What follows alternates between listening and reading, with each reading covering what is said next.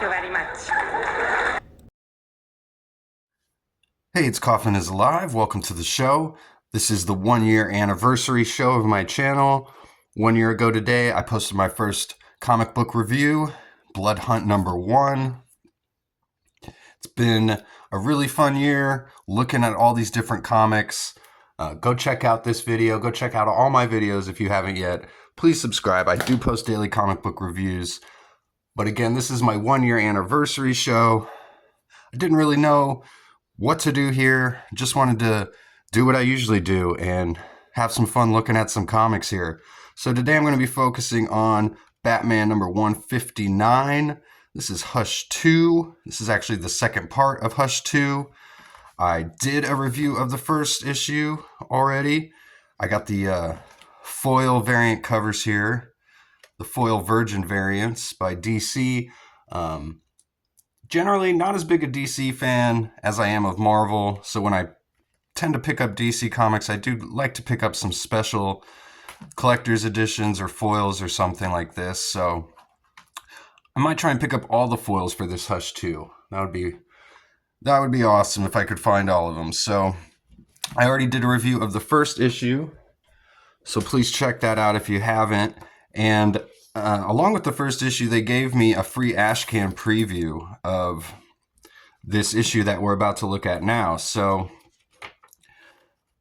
and these were free at my comic shop, although I know there were some comic shops that were selling these, and they are a bit of a collector's item.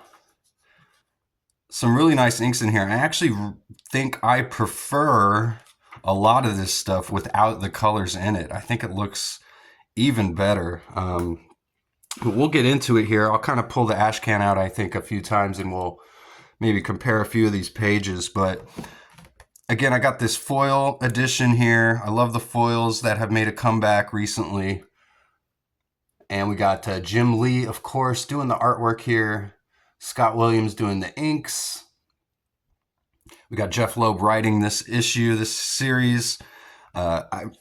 Recently, I was on Twitter. Rob Liefeld, the artist from Youngblood and X-Force and Deadpool, mentioned that he thought Scott Williams was like the only guy who could ink, you know, Jim Lee, Rob Liefeld, Todd McFarlane, all those 90s guys.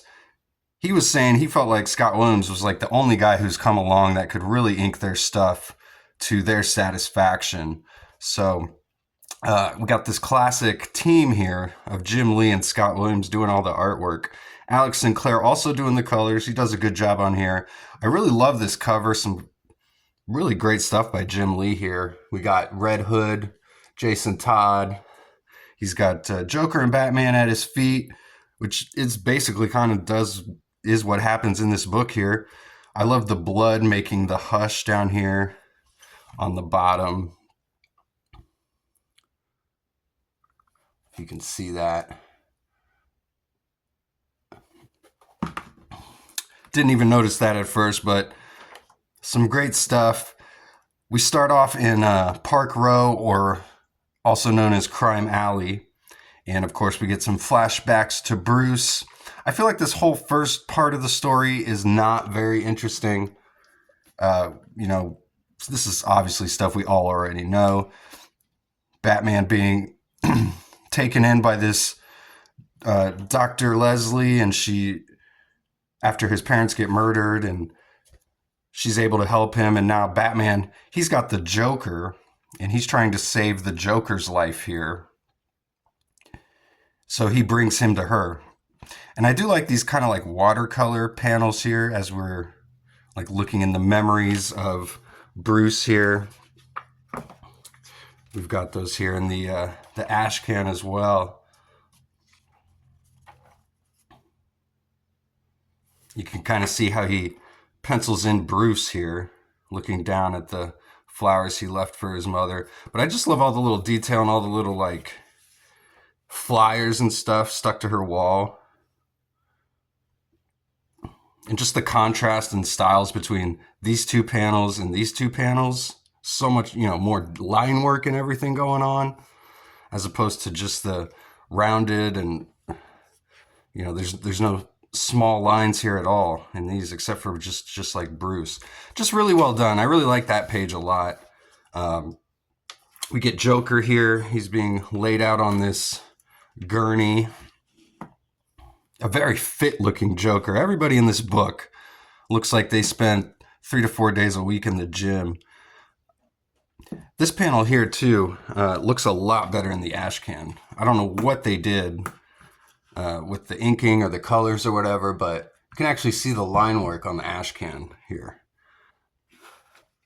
And there's no ads either in the ash can, so the pages kind of sequentially move in a different way here. As you can see, like we've got this page on the interior right here, but it's on the second page on here. So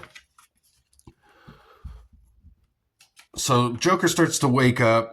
Doctor says, "Don't you have any of that bat gas in that ridiculous belt of yours?" And I do love the way Jim Lee draws the belt with all the pouches here. So he does pull out this syringe. She's like, "What the hell is that?" He's like, "It's what you asked for. He will stay in a medically induced coma." And so she tells Batman to just take a seat. He actually falls asleep and he starts having a nightmare here about the Joker. She tells him to wake up. He goes, "Is he dead?" And she goes, "Not yet, but your confidence in me is inspiring." Some good writing here by Jeph Loeb. I think he does a great job just with the dialogue in here. There is something lacking a bit from the plot, though. And this whole first half of the story, like I said, is kind of slow moving and it's not too interesting, as we've just got Batman basically babysitting this comatose Joker here. And, obviously Batman is having kind of a crisis of conscience, having to save the Joker. He knows he's playing into Hush's plans here. And we saw Hush in the last issue. We actually did see him. And, but, Batman obviously saying he could just kill the Joker. We do get a few good pages here. I love, the artwork here. I love the Batmobile, the Batcave here. And we get some good stuff of Batman thinking about the Joker, talking about what he thinks the Joker is, who the Joker is. This is all stuff we've probably seen before, although I don't read a whole lot of, current Batman comics or anything, so this stuff is all pretty cool to me. But he says he thought his grease paint would be like a clown, but it's actually his pigmentation of his skin. And it's been changed on a cellular level to like white. He doesn't have fingerprints anymore. Batman wonders if he did that to himself or if that's from the chemicals. And Batman wonders, would anyone care if he just disappeared? And at that moment, someone puts a gun right at Batman's head. And again, we get some great writing here by Jeph Loeb. Batman asking, how did he get in here? This person saying, how do you think? You would never put yourself in a locked room without an exit. Your exit, my entrance. And then Batman, again, saying if he shoots him in the head, he's got this reinforced cowl and it'll basically ricochet off him and explode right in the gunman's face. So then he switches to Joker here, points the gun at Joker. Batman moves his arm as he shoots, and it causes a power grid failure in the Batcave as the shot hits one of the computers. And we get these really two cool pages here with totally different color schemes as the lights kind of go out. And we get this great battle between Red Hood and Batman here. Red Hood drops the gun, so Batman picks it up. He says the fastest, most effective way. And he shoots him right into the head. A surgical shot, of course. He wasn't trying to kill him, just trying to crack the mask. As they come to face, we get a great double splash page of Batman and Red Hood face to face. He sees it's Jason Todd. We got Joker in the background still. They both got guns pointed at each other. A Mexican standoff, so to speak. Jason mentions Clayface impersonating him in the first Hush, because we did see Red Hood and Batman go at it in the first Hush in a pretty memorable scene where it's just revealed to be Clayface. So we've actually got the real Jason Todd here, so we think so far. And Jason's able to basically kind of get the best of Batman here. He's saying after all I've been through, I can still feel it cracking my skull. Go ahead, take it out all on me, Batman says to him. And I love this panel here because it looks like a reference to the Killing Joke and where Joker killed Jason Todd. Not the Killing Joke, but A Death in the Family, where Jason Todd gets killed. Killing Joke, that's where he kills Barbara Gordon or paralyzes her. But see, I told you I'm not as big a Batman fan. But anyway, but this has got to be a reference to that cover of A Death in the Family, where the Joker kills Jason Todd. And he's like, how could you save the Joker's life? And that's kind of where we end the scene. We just get this blood splatter down on the last panel. We've got this kind of interlude with just Batgirl, Nightwing here. And we see the Riddler showing up. He's got a new look designed by Jim Lee here. Again, everyone in this comic looking pretty swole. Although this could just be his jacket. He's got some big shoulder pads, but not Edward Nygma, usually kind of a skinny guy. This looking more like Absolute Riddler, maybe. But he's going to help them try and find Hush because he knows more about Hush than anybody. So, and then Batman wakes up, Batmobile's gone, Joker's gone. He says Jason's working with Hush. And we get all the variant covers here to this issue as well, a cover gallery, which is pretty nice. I always love when they do that.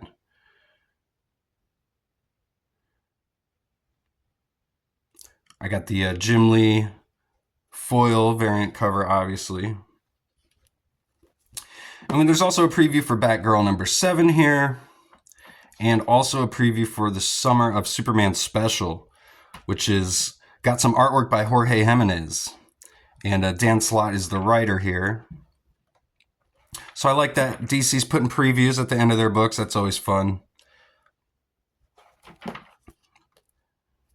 And that's it. Batman number 159. My thoughts on this issue overall, I'd say it was... I think I liked it better than the first issue.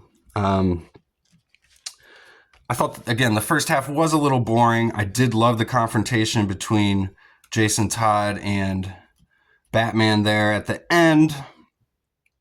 And I'm interested to see where it's going. So I'll be picking up part 3 for sure. And again, I want to thank you guys for checking me out all year. If you've subscribed, thank you very much. If you haven't, please do. And I'll see you guys this time next year on the 2-year anniversary of my channel. So thanks again for watching, and don't forget, go read comics.